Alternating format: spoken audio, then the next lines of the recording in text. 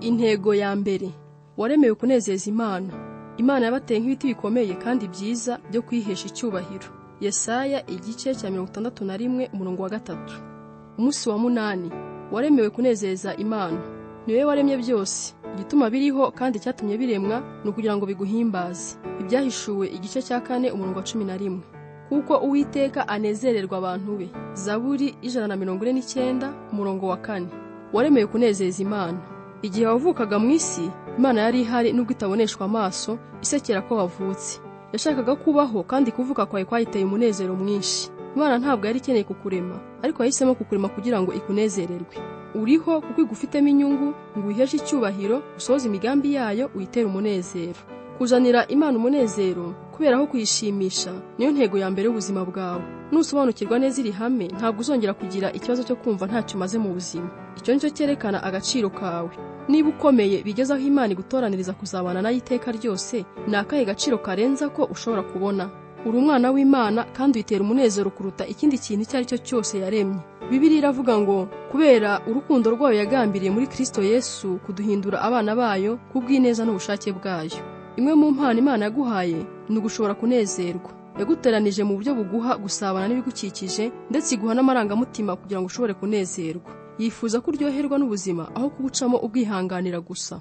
Igituma ushobora kwishimira ibinezeza ni uko Imana yakuremye mu ishusho yayo. Kenshi twibagirwa ko n'Imana igira amarangamutima. Imana irishima kandi ikababara cyane. Bibiliya itubwira ko Imana ijya igira agahinda, ikagira ifuhe ndetse ikarakara, ikagira imbabazi, impuhwe, intimba, ikishima, ikagira umunezero, igasusuruka kandi ikanyurwa. Imana irakunda, ikishima, ikanezerwa, igahimbarwa ndetse igaseka.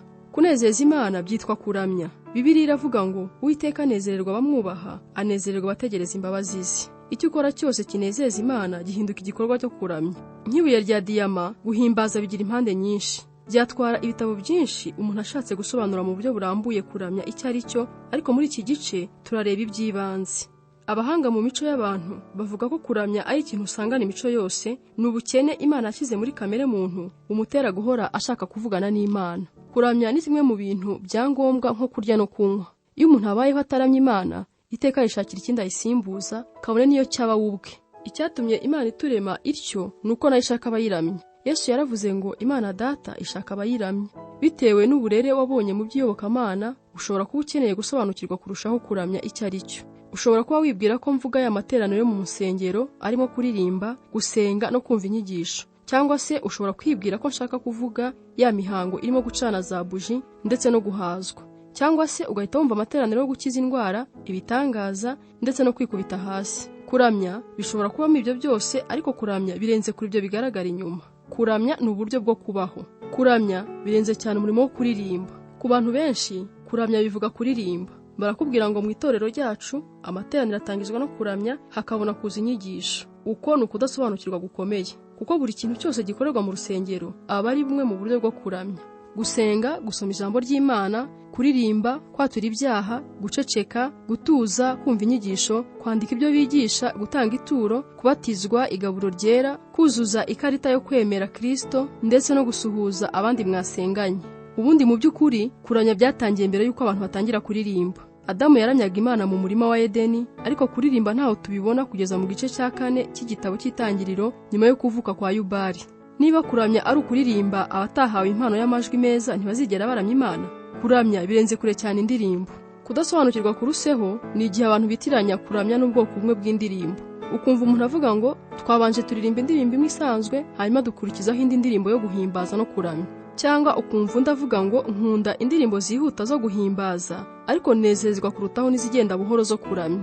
Ukurikije aya magambo, iyo ndirimbo yihuta cyangwa irimo ibyuma birangurura yitwa guhimbaza. Ariko yaba igenda buhoro ituje kandi ikora ku mutima, wenda bacuranga gitari, ikitwa kuramya. Ubwo ni bumwe mu buryo bwakwiriye henshi bwo gukoresha nabi ijambo kuramya. Kuramya ntaho bihuriye n'ubwoko bw'indirimbo, urusaku cyangwa umuvuduko wayo. Imana ikunda indirimbo z'uburyo bwose kuko niyo yahanze kuririmba indirimbo izihuta n'izigenda buhoro, izivuga cyane n'izivuga buhoro, iza kera n'inshya. Wowe ushobora kutazikunda zose, ariko Imana irazikunda. Iyo ziririmba Imana mu kuri no mu mwuka zihinduka kuramya. Abakristo bakunze kutumvikana ku ndirimbo bakoresha mu kuramya Imana, buri muntu akarengera ubwoko bw'indirimbo akunda, asobanura ko aribwo bujyanye na Bibiliya cyangwa ko aribwo burushaho guhesha Imana icyubahiro. Ariko mu by'ukuri nta bwoko bwa muzika bushingiye kuri Bibiliya. Nta manota y'indirimbo dusanga muri Bibiliya, n'ibyuma bakoreshaga icyo gihe ntabyo tukigira. Urebye neza, ubwoko bw'indirimbo ukunda bwerekana uwo uriwe, aho ukomoka na kamere yawe, ariko ntacyo bugaragaza ku Mana. Indirimbo z'igihugu kimwe zumvikana nk'urusaku gusa mu matwi y'abakomoka mu kindi gihugu. Nyamara Imana ikunda ibidasa, kandi izo ndirimbo zose irazishimira. Nta muzika wa Gikristo ubaho, habaho amagambo ya Gikristo turirimba mu majwi. Amagambo niyo ahindura indirimbo ikaba indirimbo y'Imana, si ijwi ryayo. Nta majwi yo mu mwuka abaho. Nkuririmbiye indirimbo ariko ntashyizemo amagambo, ntabwo washobora kumenya niba ari iya Gikristo cyangwa atariyo. Kuramya si wowe byashyiriweho. Nk'umupasitori kenshi mbona abantu banyandikira ngo nakunze uko mwaramije Imana uyu munsi, byamfashije cyane. Ubwo nabwo ni ubundi buryo bwo kudasobanukirwa. Ntabwo turamya Imana ngo abantu bafashwe, turamya kugira ngo Imana yishime. Iyo turamya ntitugomba kwirebaho dushaka kunezeza abantu, tugomba gutumbira kunezeza Imana. Niba hari ubwo ujya uvuga ngo iteraniro ry'uyu munsi ntacyo ryamariye, ubwo wagiye gusenga ku mpamvu zitarizo. Kuramya si wowe byagenewe Imana. Birumvikana amateraniro yose agiramo igihe cyacu cyo gusabana n'abandi, kwigishanya n'ivugabutumwa, kandi hari inyungu nyinshi dukura mu kuramya Imana, ariko ubundi ntabwo tubikorera kwishimisha. Impamvu nyamukuru yabyo ni uguhesha Umuremyi wacu icyubahiro no kumunezeza. Muri Yesaya igice cya 29, Imana yitotombera amateraniro yo ku munwa gusa, imitima iri kure yayo kandi ari mu buryarya. Abantu basengaga Imana amasengesho y'akamenyero, bakayihimbaza bitavuye ku mutima, bakayibwira amagambo y'ubusa, bagakora imihango yashyizweho n'abantu batabanje no kwibaza ikivuga.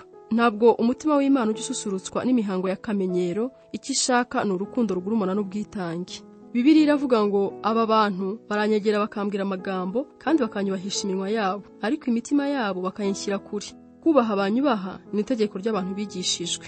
Kuramya ntabwo ari kimwe mu byo ukora mu buzima, nibwo buzima bwawe.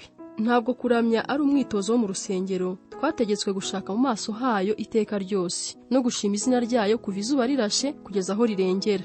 Muri Bibiliya tubona abantu bahimbaza Imana bari ku kazi, bakayihimbaza mu ngo zabo, bakayihimbaza bari ku rugamba, abandi bakayihimbaza bari mu nzu y'imbohe, ndetse bari no mu buriri. Guhimbaza Imana nicyo wagombye gukora bwa mbere ugikanguka, akaba ari nacyo urangirizaho ugiye kugoheka ngo usinzire. Dawidi yaravuze ngo nzahimbaza Uwiteka iminsi yose, ishimwe rye rizaba mu kanwa kanjye iteka. Buri kintu cyose gishobora guhinduka igikorwa cyo kuramya iyo ugikoze ugamije guhimbaza Imana, kwihesha icyubahiro no kuyinezeza. Bibiliya iravuga ngo iyo murya cyangwa munywa cyangwa mukora ikindi kintu icyo ari cyo cyose, mujye mukorera byose guhimbaza Imana. Martin Luther yaravuze ngo n'umukamyi ashobora gukama inka mu buryo buhesha Imana icyubahiro. Umuntu yakora ate ngo ibyo akoze byose bihesha Imana icyubahiro? Wabigeraho icyo ukoze cyose ugikoze nk'ukorera Yesu Kristo, kandi ugakomeza kuganira nawe urimo kugikora. Bibiliya iravuga ngo ibyo mukora byose mubikore mubikuye ku mutima nk'abakorera shobuja mukuru badakorera abantu. Iryo ni ryo banga ry'ubuzima buramya Imana, ni ugukora byose nk'ubikorera Yesu. Hari uburyo bumwe bahinduye Bibiliya, maze Abaroma igice cya 12 umurongo wa 1 bahahindura ngo ufate ubuzima bwawe busanzwe bwa buri munsi, gusinzira, kurya, kujya ku kazi, ibyo ukora byose mu buzima ubishyira imbere y'Imana nk'igitambo. Akazi gahinduka kuramya iyo ugakoze ucyeguriye Imana, kandi ugakora uzi ko ikureba iri kumwe nawe. Ntangira gukundana n'umugore wanjye, nahoraga mutekereza. Iyo nabaga ndi ku meza mu gitondo, iyo nabaga ndi mu modoka ngiye kwiga, ndi mu masomo, ndi ku murongo mu maduka, ndi kuri sitasiyo nagiye kunywa lisansi, nta na rimwe nabaga ntatekereza fiancé wanjye. Kenshi nabaga nsa n'uwiganiriza mutekerezaho, ntekereza ibyo mukundira. Ibyo byatumaga numva negeranye na Kay, nubwo twari dutandukanyijwe n'intera ndende kandi twiga mu bigo by'amashuri makuru bitandukanye. Ko narushagaho kumutekereza kenshi, nagumaga mu rukundo rwe. Kuramya nyakuri ni uko nguko, ni ugukunda Yesu nk'abafiancé. Umunsi wa 8, gutekereza ku ntego y'ubuzima bwanjye. Ingingo yo kuzirikana, naremewe kunezeza Imana. Murongo wo gufata mu mutwe, Uwiteka anezererwa abantu be. Zaburi 149 umurongo wa 4a. Ikibazo cyo gutekerezaho, ni ikihe kintu gisanzwe natangira gukora nkaho ngikorera Yesu ubwe?